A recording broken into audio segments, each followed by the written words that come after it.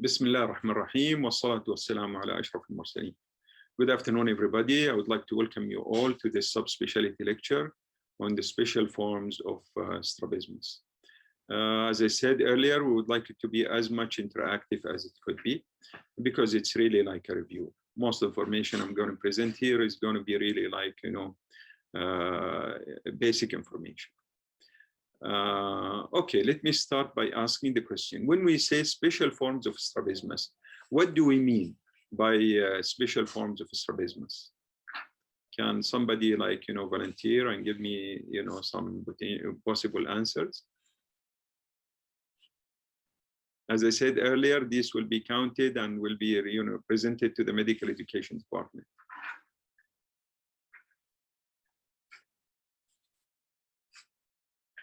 Okay. Please try to participate by putting answer in the chat. It will show in front of me who's participating and who's not. Okay, let me show you something. What do you think is your diagnosis of this patient that we're showing here? It's not an exam, it's really like a tutorial. So please post your potential answer. Very good.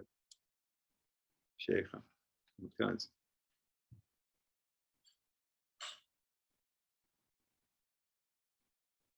Someone else?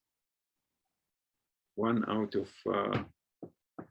all the residents who are here today, probably you are shy. Okay. It's very obvious that this patient probably has a thyroid eye disease with an obvious proptosis, and they usually do have, one way or another, some forms of strabismus. Yes. When we say special forms of strabismus in any textbook of strabismus, we usually refer to a group of, strabismic syndromes. I will enumerate a couple of them. This talk will not obviously be about every syndrome here. We'll try to pick two of them. The rest is really up to you to really look, up and read. Number one is Duane retraction syndrome. Number two, the supraoblique tendon syndrome, Brown syndrome. The adherence syndrome, strabismus fixus, Graves or thyroid eye disease, ophthalmopathy, fibrosis of the extraocular muscles, acute orbital myositis, cyclitic heterotropia, fracture of the orbital floor, supraoblique myokemia, myasthenia gravis, chronic progressive external ophthalmoplegia. All of these, when we talk about the strabismus accompanying them, we usually put them into the chapter of special forms of strabismus. Okay, this is a young girl, 5 years old, who presented to our clinic, and I'm showing you this picture and the next picture. Can you kindly, volunteer and tell me what do you think is going on?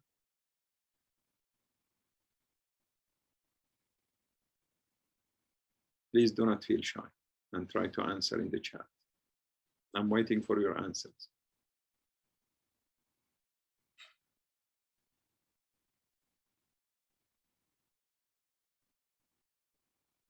Dalal, very nice. Excellent, Dr. Dalal. Perfect. Basil.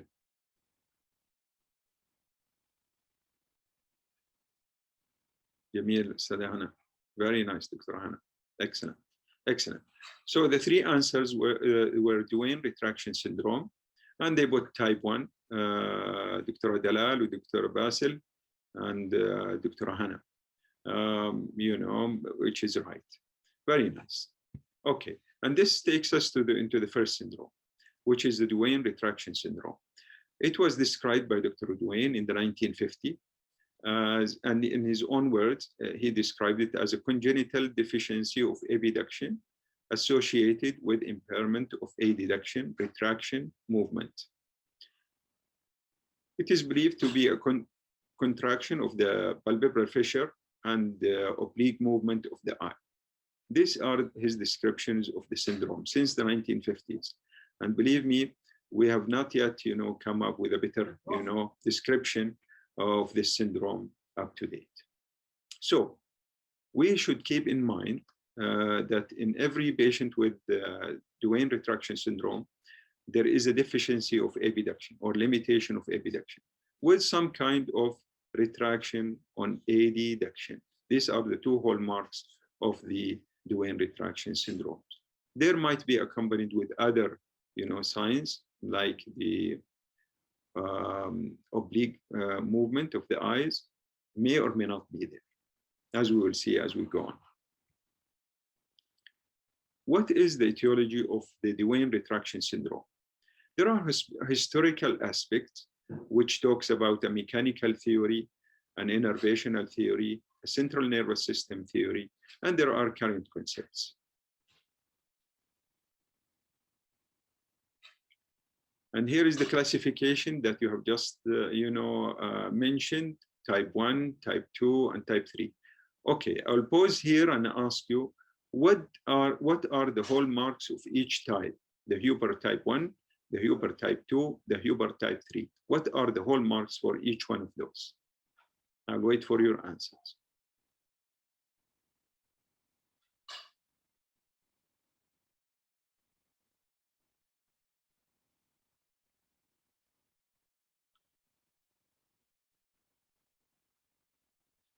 Sheikha? Yes, please.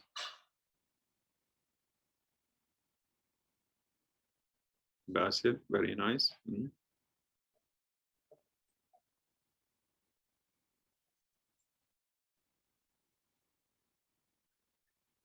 Very nice, Abdurrahman.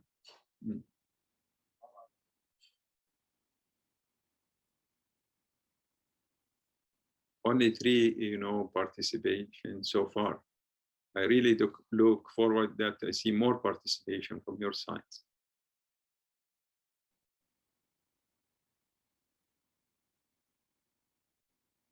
Let's take it one by one. In type 1, what do we see? What is the hallmark for type 1? I see here some of the answers saying limited abduction. We said earlier, by definition, in every Duane syndrome, we should have a limitation of abduction. This should be really by default there. But there has to be like a differentiating thing, in each type of those. So type 1, type 2, type 3, they all have some form of limited abduction to a variable extent.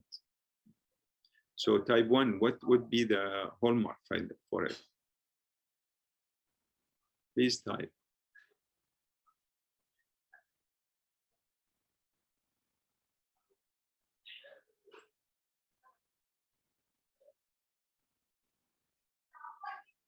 Dalal, very nice. Basil,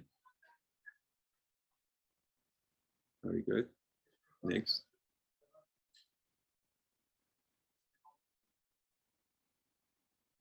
Two participations, that's very little. Kindly please try to answer. It's not an exam. Your participation is, even if it is wrong, will be counted as a bonus for you. Okay, in the type 1 Duane retraction syndrome, according to this classification,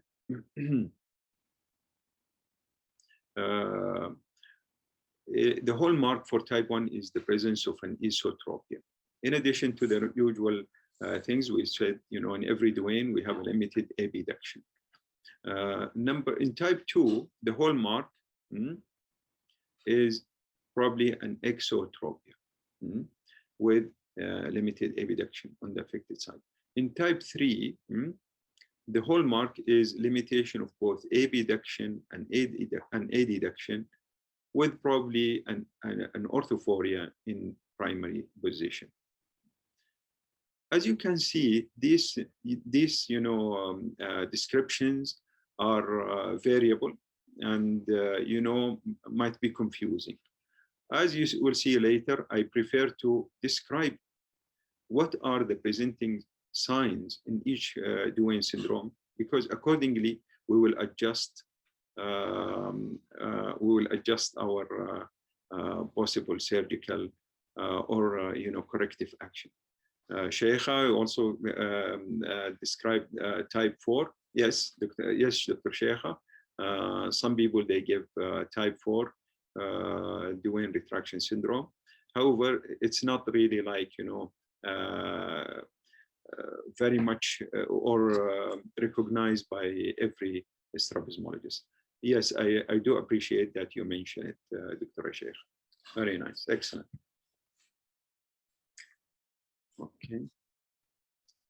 Okay, I will show you two pictures, and I would like you to give me what type of, Hooper, which type for this patient? Kindly answer. This is her primary position picture, and this is her.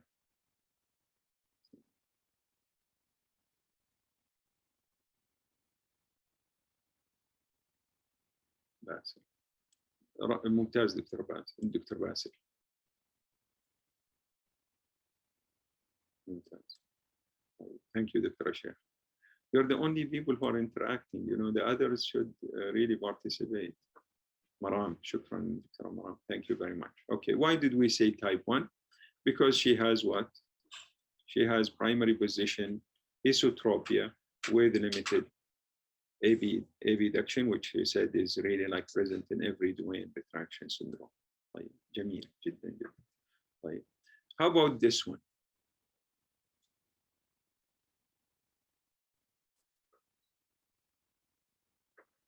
Please type your answers.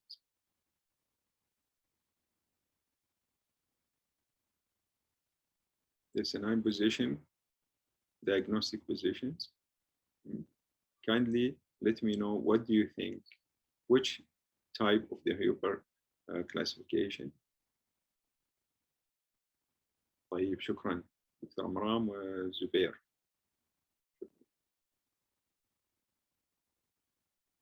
Very nice. Okay. جميل جدا دكتورة شيخة. طيب.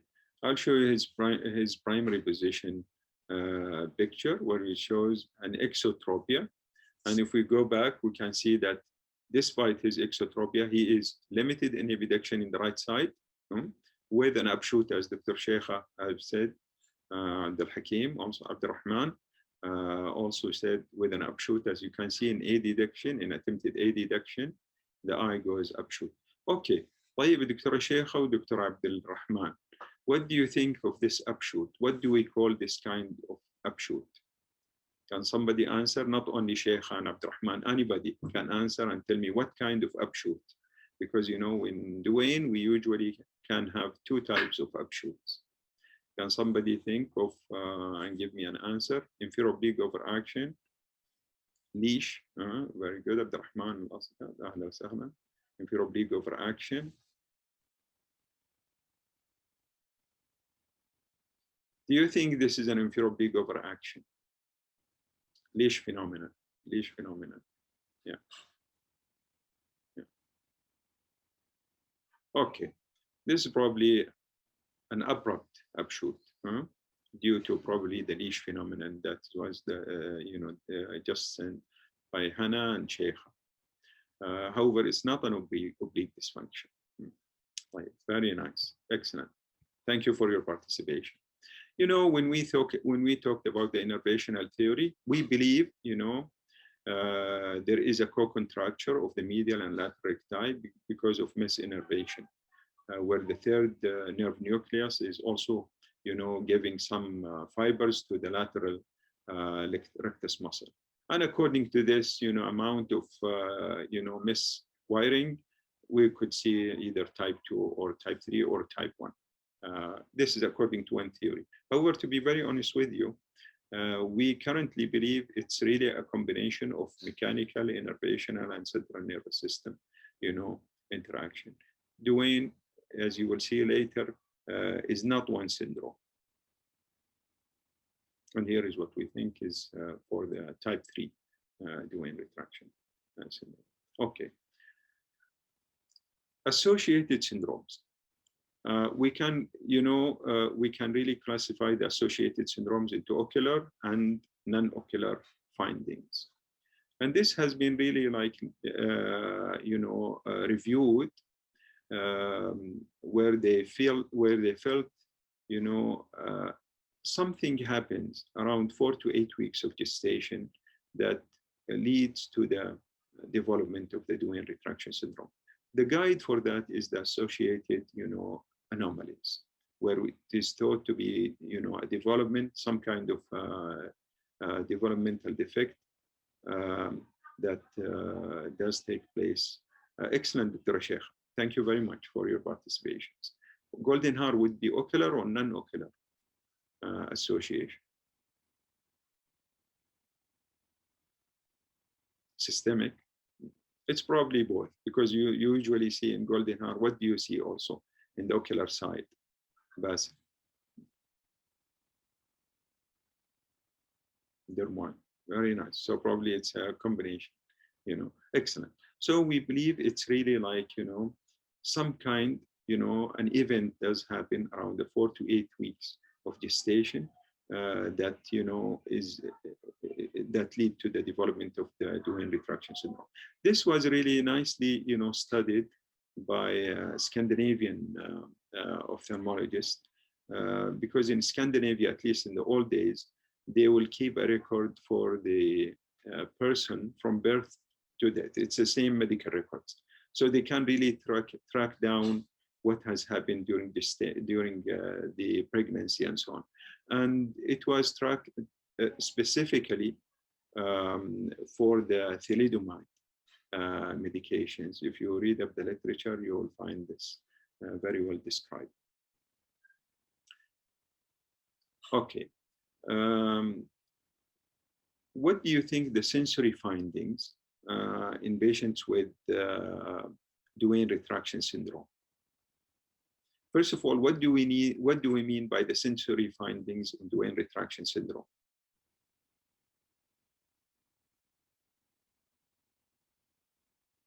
I'll give you a hint.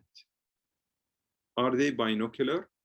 Do they have very good fusion, or they have, like poor fusion, nystagmus? Najla? Basil, excellent fusion. So between poor and excellent, which one would you really vote for?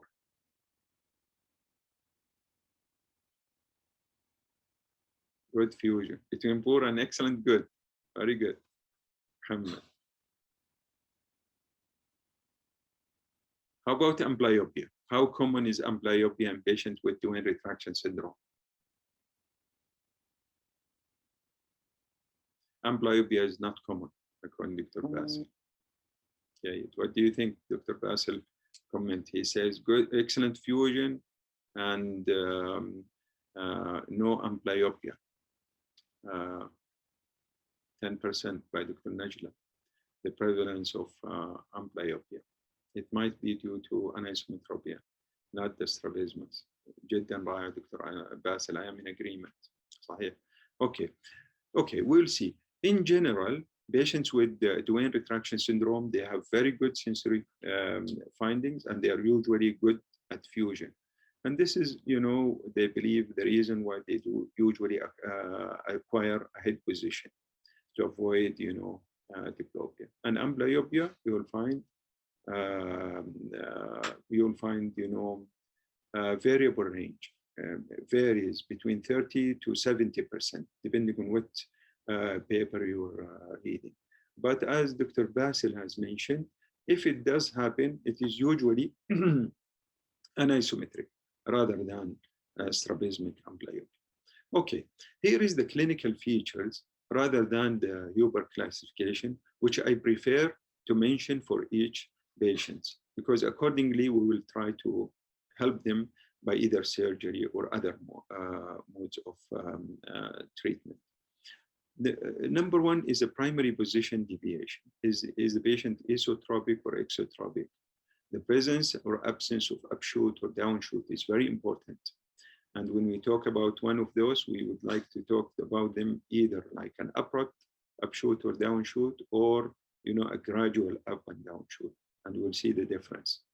The presence of A or V pattern, the eyelid changes, and the globe retraction, torticollis. What kind of torticollis we usually see in patients with Duane retraction syndrome? What's the meaning of torticollis?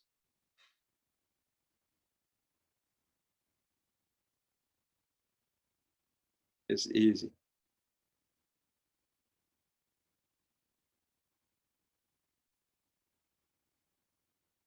Okay.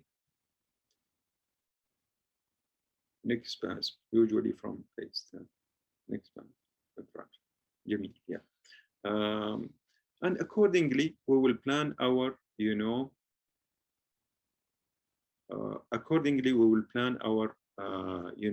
correction methods. Shukran. Thank you very much for your interactions. And we really, discuss this thoroughly before we really attempt them with the patient or his parents. The goals of the treatment, either, surgical procedures like horizontal muscle surgery, transposition procedures, posterior fixation suture, an approach to the upshoot and downshoot and the A and B pattern, adjustable suture technique depending on the age of the patients. I'm not sure really chemodenervation has any role in the management of Duane retraction syndrome, and we should be aware of the potential complication of any one of those. Here is some tables which I've gathered from the literature, just for your information. By no means these recommendations are universal. These are personal experiences. Accordingly, people have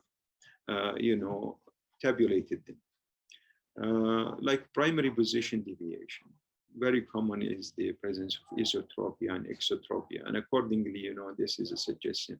Maybe an ipsilateral medial rectus recession or a bilateral medial rectus recession with an ipsilateral lateral recession for the treatment of the retraction. The globe retraction might be the hallmark, and it's not really like specifically mentioned in the Huber classification. So you might be having somebody who's orthophoric with Duane retraction syndrome, and his main or her main thing is really to get her retraction, severe retraction treated. Accordingly, you can think of these possible surgical procedures. Upshoot and downshoot, as we said, and you said very correctly, in the leash phenomenon, where you have an abrupt, upshoot or downshoot, you can really think of these procedures. On the contrary, if you have, a slow upshoot or downshoot, you can think of an alternative, either a superior or inferior rectus, specifically either a superior or an inferior rectus recession. It is important to differentiate Duane retraction syndrome from other, phenotypically similar conditions, like the sixth nerve pulse, Mebius syndrome, congenital oculomotor apraxia, infantile esotropia, can mimic the Duane retraction syndrome. I will pick one. How can you differentiate sixth nerve palsy from a Duane retraction syndrome? Give me two differentiating points between sixth nerve palsy and Duane retraction syndrome.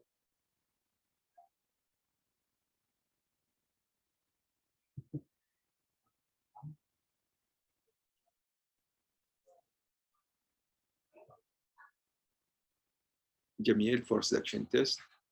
Guys. Jamil, drop retraction. Very nice. Excellent. Excellent. Excellent differentiating points. However, to me,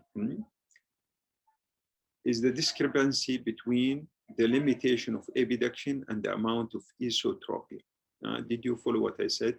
It's a differentiating, it's the discrepancy between the amount of limitation of abduction and the amount of esotropia. Which one six-nerve palsy or Duane retraction syndrome will have more esotropia in primary position.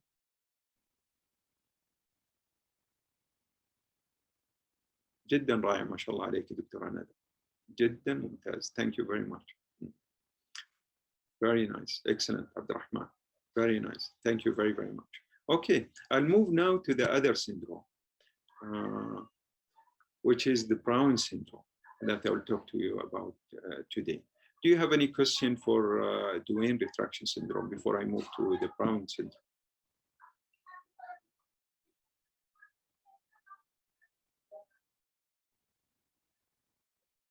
Okay. By definition, when we talk about Brown syndrome, we talk about limitation of elevation in adduction, mainly. With what? What is the hallmark for the Brown syndrome? When do we say that this limitation of elevation in adduction is a Brown syndrome? Or it could be something else. Can you volunteer? It's not in this page, it's in the next one.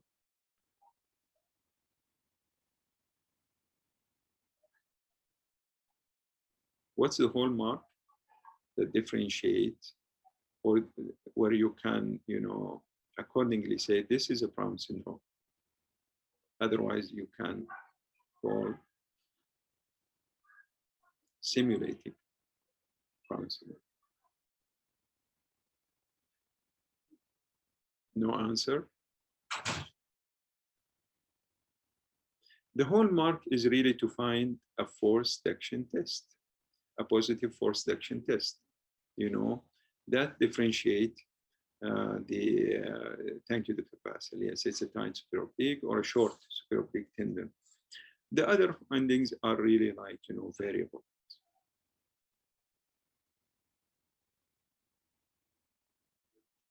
What else do you see in addition to the limitation of elevation in adduction in this lady? What else do you see that was described in the previous slides?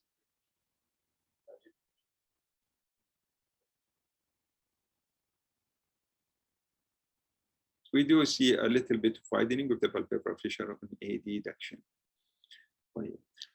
We should really try to, differentiate it through from a simulated Brown syndrome, congenital versus acquired Brown syndrome.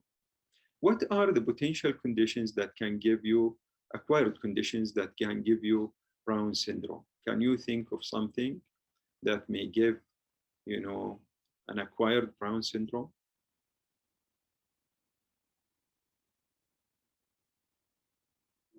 That's trauma. ممتاز دكتور محمد. RA. Glaucoma device. ممتاز دكتور ركان. Very nice. Sinusitis, trauma, inflammation. Wonderful, wonderful, wonderful. Thank you very much for your. In general, when we talk about limitation in elevation in adduction, what always comes to our mind? Comes to our mind possible inferior oblique paresis, which is a rare condition. However, we might be asked, how can you differentiate between an inferior oblique paresis or a Brown syndrome? Here are some differentiating points, like convergent testing. Under action of the inferior oblique is seen when the paretic eye is adducted and elevation is attempted. And overaction of the ipsilateral superior oblique is often seen on virgin when the paretic eye is adducted and depressed, or a primary gaze vertical deviation is common, with a hypotropy when the normal eye is fixing, or a hypertropia when the affected eye is fixing. This is in inferior oblique paresis. No improvement of elevation is seen in the adducted eye position with adduction versus version. An A pattern deviation is often seen. Can somebody remind me what is the pattern that we see in Brown syndrome? An A or a V pattern?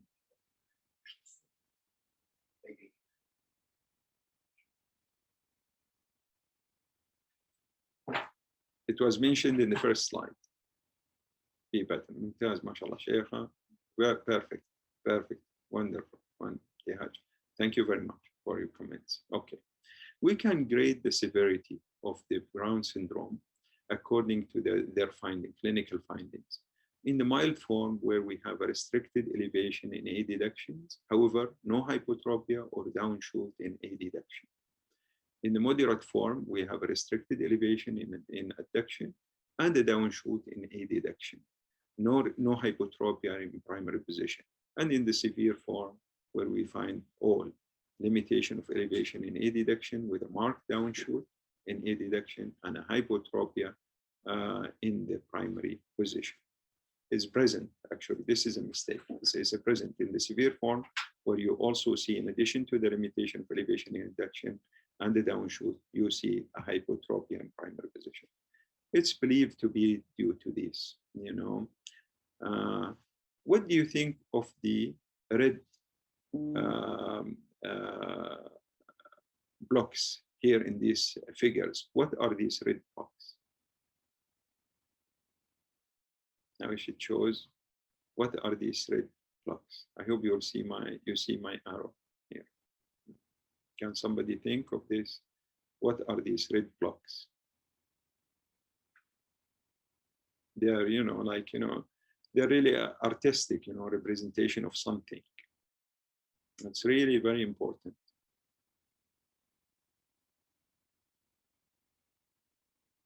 Superior rectus, you know.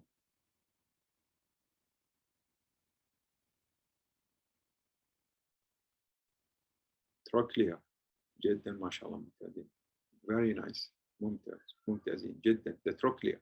And what kind of, you know, structure that surrounds the tendon as it passes through the trochlea?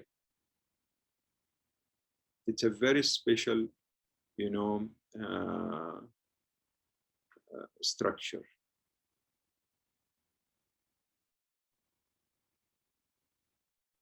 Anyway, you can read about it. And it is believed to be either, you know, like, you know, narrowing or an abnormal, let's say a better word is really an abnormal relationship between the trochlea and the supraoblique tendon. Obviously, in the congenital Brown syndrome, you have a short tendon by default, but in the acquired forms, you can see this in even rheumatoid arthritis, where it is really like a synovial joint that is inflamed and can give you an acquired Brown syndrome. And here, what I meant is really that this is synovial, you know, structure that can be really like, you know, disturbed and can lead to the development of the acquired syndrome or acquired Brown syndrome. Okay, what are the surgical procedures that you know of in the management of the Brown syndrome? Enumerate or tell me one at least.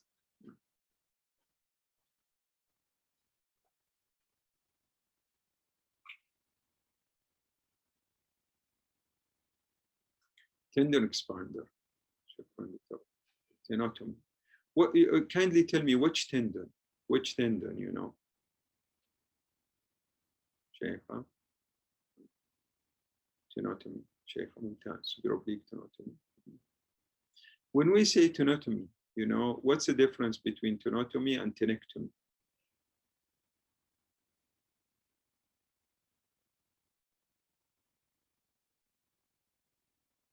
Tenotomy or tenectomy?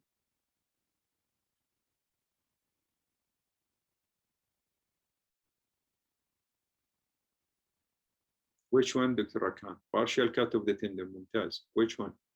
Tenotomy is partial. شايفة, perfect. Tenectomy, do we really want to shorten the tendon? Tenotomy.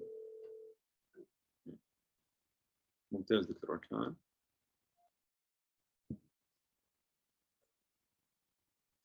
In tenectomy, we remove part of the tendon. We remove a piece of the tendon, you know, 2 millimeter, 4 or 5 millimeter, and take it away. Which one, tenotomy or tenectomy, and both of them are really like, you know, described.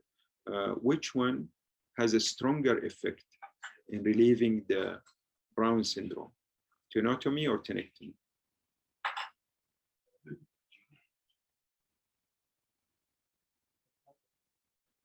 Which one? Tenectomy is stronger. Very nice. I'm in agreement. Ectomy is shukran. Okay.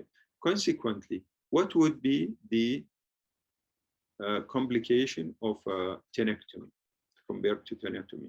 What can severe oblique palsy? Perfect, Victor. Severe oblique paresis. ممتاز ممتاز جدا جدا. Severe oblique paresis. This is why, what do we do? You know, especially in the old literature, if you read an old book, what is really the recommendation if you do a tenectomy?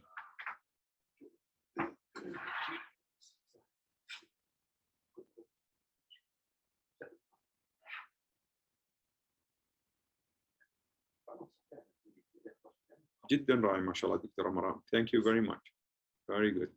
ممتاز جدا جدا جدا. Yes, in anticipation of severe oblique paresis, you know, if you read the old literature, you will find them always describing severe oblique tenectomy with an ipsilateral inferior oblique weakening procedure. However, nowadays we don't tend to do tenectomies. We tend to do, you know, depending on the case. Let me recall that comment. Depending on the case, we try to do, you know, qualified or quantitative weakening of the severe oblique tendon by either, you know, expander, as you said, or, you know, a Z tenectomy, something where we really can, you know, quantitate the amount of weakening of the severe oblique. What would be really the measure, you know, for at the time of surgery, for you to say, look, I think this is enough weakening of the severe oblique? What would be your really, or like, you know, what would be the thing that you can do or you can measure or think of at the time of surgery where you say, look, you know, I have done what I think is enough?